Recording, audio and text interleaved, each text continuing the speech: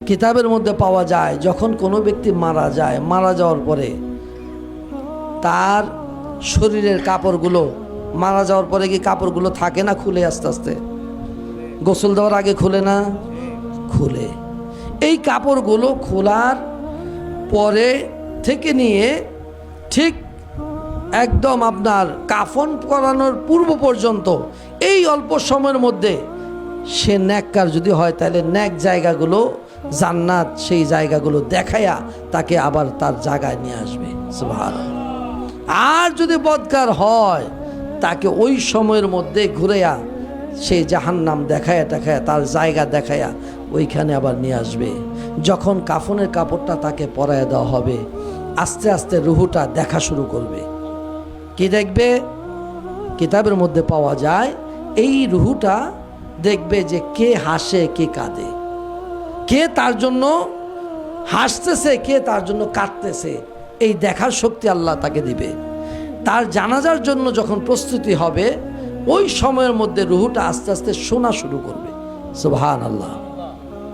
আস্তে আস্তে সে শুনবে।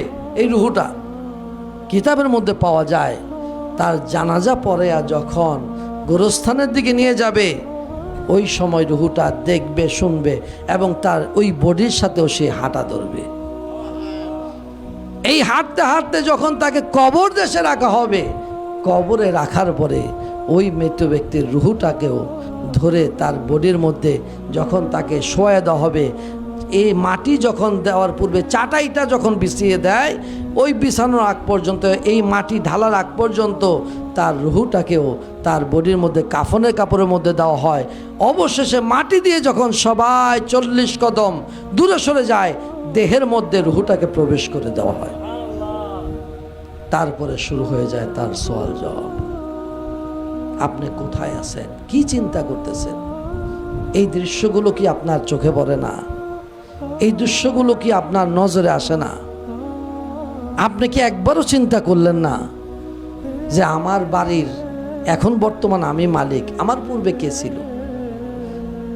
আমার পূর্বে এই বাড়ির মালিক কে ছিল? আপনার কি একটু মাথায় ধরে না? এই বাড়ির মালিক তো আমি না।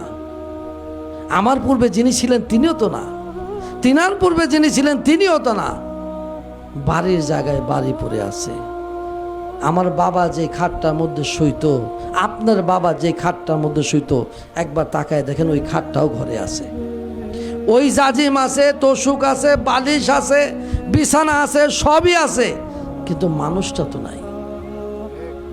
এই দৃশ্য কি আপনার চোখে পড়ে না? মানুষটা তো নাই।